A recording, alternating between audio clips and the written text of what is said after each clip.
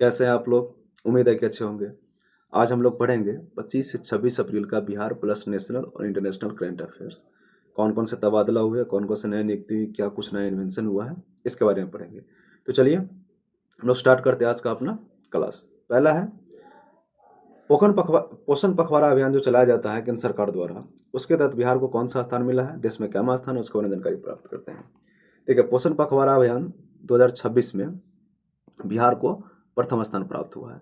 अगर 25 में पूछे कितना, तो 25 में भी बिहार को प्रथम स्थान ही प्राप्त हुआ है। ठीक है, इसमें उपलब्धि ये प्राप्त हुई है कि बिहार जो गतिविधियां जो अपने आंगनबाड़ी जो केंद्र है उसके तहत चला जा रहा है, इस अभियान के दौरान 71 लाख से अधिक गतिविधियां आयोजित किया, मतलब कार्यक्रम, कुछ जागरूकता के कार्यक्रम जो 71 लाख से अधिक आयोजित किया है। इसमें जो है, इससे फायदा ये हुआ है कि जो बच्चे हैं बिहार के, छोटे छोटे जो बच्चे जो 5-6 साल के अंदर के बच्चे, उसमें जो स्वास्थ्य सुधार हुआ। क्या क्या हुआ देख लेते हैं, इसके बारे में पढ़ेंगे, पहले उसके देख लेते हैं इसमें सुधार क्या हुआ।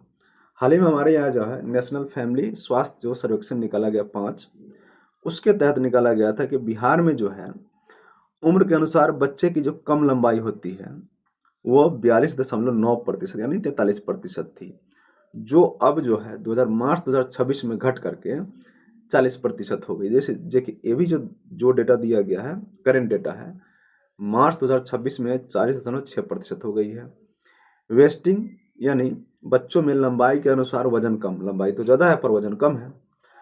तो नेशनल फैमिली हेल्थ सर्वे 2026 जो 5 है उसके अनुसार 22.9% था, जो अभी मार्च में घटकर जो है 7.7% हो गया। ठीक है, आप लोग इसको डेटा मेंस के लिए भी रख सकते हैं डेटा, की मेंस में डेटा मायने रखता है, डेटा लिखिएगा तो नंबर ज़्यादा मिलता है।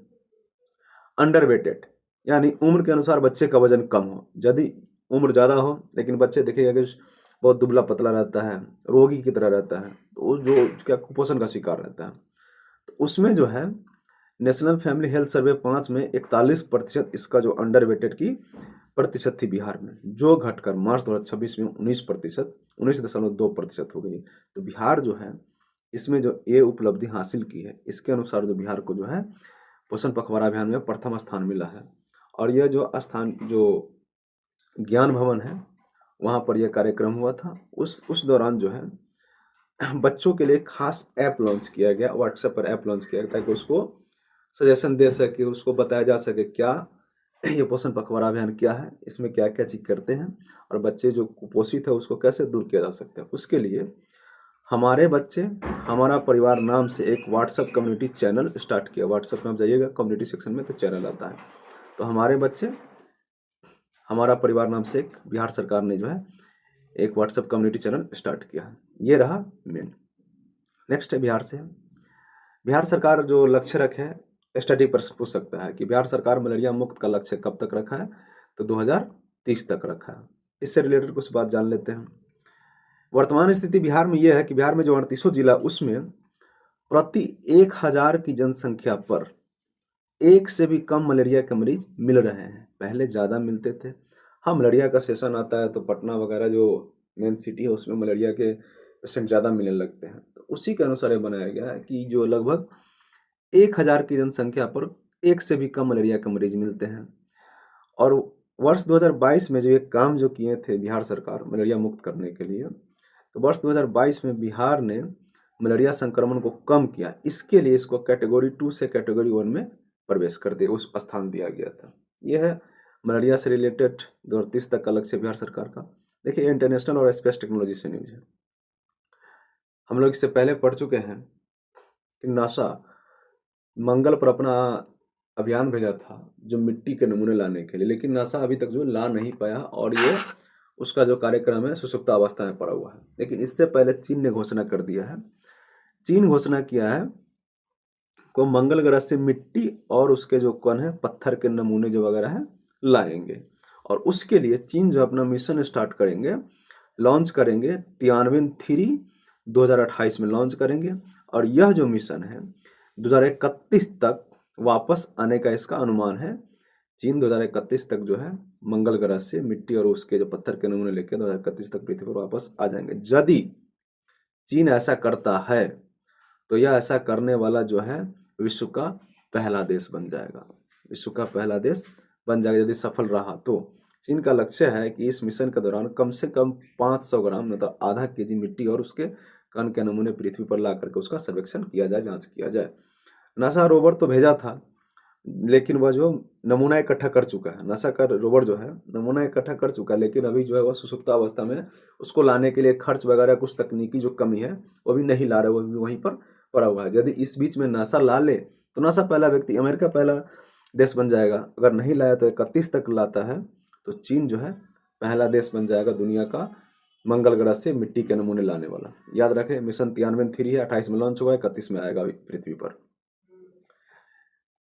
नेक्स्ट है, बिहार में जल परिवहन जो है 11 जिले में, याद रखिए 11 जिलों में मिला करके जो है कुल 21 जल स्टेशन बनाएंगे। जल स्टेशन का मतलब पानी पीने वाला नहीं, जल स्टेशन, जो ऐसे पोर्ट समझिए, एक छोटा सा बंदरगाह, ठीक है। इसलिए किया जा रहा है कि जल में जो परिवहन होते हैं अभी बिहार में बहुत कम है, यातायात बहुत कम है। उससे क्या होगा कि जो मेन रूट है, रेलवे हो गया या जो रोडवेज हो गया, उस पर जो भार कम पड़ेगा। इसके लिए बिहार सरकार ने 11 जिलों में, जहाँ से गंडक और गंगा नदी बहती है, क्योंकि गंगा तो पूरा को कवर करती है और इसकी सहायक नदी जो है गंडक है, जो चंपारण से निकलती है, मतलब पश्चिमी चंपारण से निकलती है। तो उसमें जो यही दो नदियाँ, मुख्य दो नदियों में जो है कुल 21 जल स्टेशन बनाए जाएंगे। स्क्रीन के सामने आप स्क्रीनशॉट ले सकते हैं, कहाँ कहाँ बनेगा, क्या क्या बनेगा, यहाँ है। इसमें मुख्य रूप से पटना में 5 जल स्टेशन, 5 पोर्ट बनेंगे, याद रख लीजिए। इसका मकसद यही है कि यातायात में जो भीड़ होती है उसको कम करना, साथ ही प्रदूषण को कम करना, रोजगार का सृजन करना, रोजगार मिलेंगे इससे, साथ ही जो पर्यटन है उसको प्रमोट करना, उसमें वृद्धि करना। और इसकी लागत जो होगी, खर्च जो होगी, मतलब यात्रा खर्च 1.30 प्रति किलोमीटर होगी, इससे लागत आपको हो सकता है, ठीक है। वर्तमान कंडीशन ये है कि बिहार सरकार जो है 21 में से 18 स्टेशन जो बना चुका है और 3 जो है अभी बन रहा, मतलब पूर्ण रूप से कंप्लीट होने वाला हाल, मतलब जल्द ही हम लोगों के देखने को मिलेगा कि बिहार में नदियों में जो है यातायात सुविधा स्टार्ट कर दी गई है, ठीक है, याद रखें आप लोग। नेक्स्ट प्रश्न, कुछ तबादले हुए हाल ही में। नीति आयोग जो है, जो उनके पूर्व चेयरमैन जो थे सुमन केवेरी, उसका समय पूरा हो गया है, तो उसके स्थान पर नीति आयोग के नए वाइस चेयरमैन जो है अशोक कुमार लहरी को बनाया गया। नीति आयोग के नए वाइस चेयरमैन अशोक कुमार लहरी को, पूछ सकता है किसके स्थान पर बने हैं, तो सुमन केवेरी के स्थान पर बने हैं। देखिए, हाल ही में खबरों में रहा B4 आंदोलन क्या है, इसके बारे में जान लेते हैं। इससे संबंधित एक अलग सा 8-10 मिनट का वीडियो अलग है, उसको बना करके मैं लाऊंगा, लेकिन शॉर्टकट में बता देता हूँ क्या है सब। देखिए, दक्षिण कोरिया में हाल ही में एक आंदोलन चला है, महिलाओं चलाई है। महिलाओं का कहना है कि हमें काम में असमानता नहीं मिलती है, न वेतन में असमानता मिलती है और न ही कुछ अधिकार में असमानता मिलती है, ठीक है। इसके लिए महिलाओं ने V4 आंदोलन चलाया है। उस V4 का मतलब क्या होता है?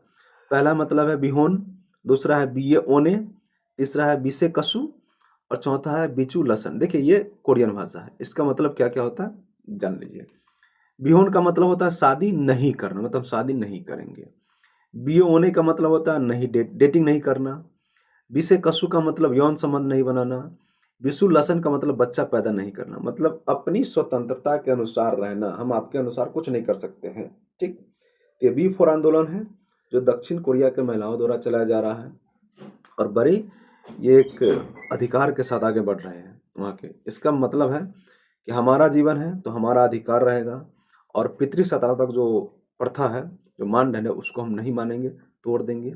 इसका असर पड़ेगा कि वहाँ जन्म दर कम पहले से और कम हो जाएगा। और सुविधा ये है कि महिलाओं को अपने स्वेच्छा के अनुसार मतलब जीवन जीने का अधिकार मिलेगा। और इस अनुसार देखा यह जा रहा है कि महिलाएं जो है पेट्स जो होते हैं, जो घरेलू जानवर जो होते हैं, बिल्ली हो गए, डॉग है, उसको अधिक संख्या में पाल रहे हैं, ठीक है। ये रहा B4 आंदोलन। नेक्स्ट है, अरुणाचल प्रदेश में मिला एक मेढक अनोखा प्रजाति। अनोखा प्रजाति इसलिए है कि अपना घर बनाता है, मतलब घोंसला जो है अपना यह बनाते हैं। और घोंसला बनाते हैं कहाँ? आमतौर पर घोंसला देखिएगा तो मेढक जो है पेड़ पौधे पर या झाड़ी में ऊपर बनाता है, लेकिन ये उसके बिल्कुल विपरीत है। ये जो मिट्टी पर, जो जमीन में बनाती है और जो पत्तियां जो होती है गिरी हुई, मतलब मिट्टी के अंदर बनाती है। अंदर घोंसला बनाती है। देखिए, स्टार्ट करते हैं। हाँ, देखिए, अरुणाचल प्रदेश में एक अनोखा प्रजाति मिला मेंढक है। इसकी खासियत ये है कि अपना घर खुद बनाता है, ठीक है? बहुत कम मेंढक है जो अपना घर बनाता है। और इसकी खासियत ये है कि ज़मीन ज़मीन पर पत्तों के नीचे, जैसे ज़मीन पर पत्ता गिर जाता है उसके नीचे एक मिट्टी का घोंसला बनाता है। एक चिड़िया आती है टिटही, उसको हम लोग टिटही कहते हैं, पता नहीं वैज्ञानिक नाम उसका क्या है। वो देखिएगा मिट्टी पर ही ऐसे करके वह घोंसला बनाती रहती है, अपने बच्चे को इसी में रखते हैं, ठीक है? तो ज़मीन पर पत्तों के नीचे मिट्टी का घोंसला बनाती है। ये घोंसला का प्रतीकात्मक इमेज देख लीजिए। और ये अरुणाचल प्रदेश से मिली है, जंगल में मिली है वहाँ के। अभी तक इसका नाम डिसाइड नहीं किया गया है, ठीक है? तो ये है आपका 25 से 26 अप्रैल का मुख्य का करंट अफेयर। आप लोग उसको रिवीजन कीजिए, देखिए। इसका पीडीएफ आपको टेलीग्राम चैनल पर मिल जाएगा। उसका शाम तक आपको पीडीएफ मिल जाएगा। और वो PC IAS PCS access channel के जो है इंस्टाग्राम चैनल को फॉलो कर लीजिए, वहाँ पर आपको सारे अपडेट मिलते रहेंगे।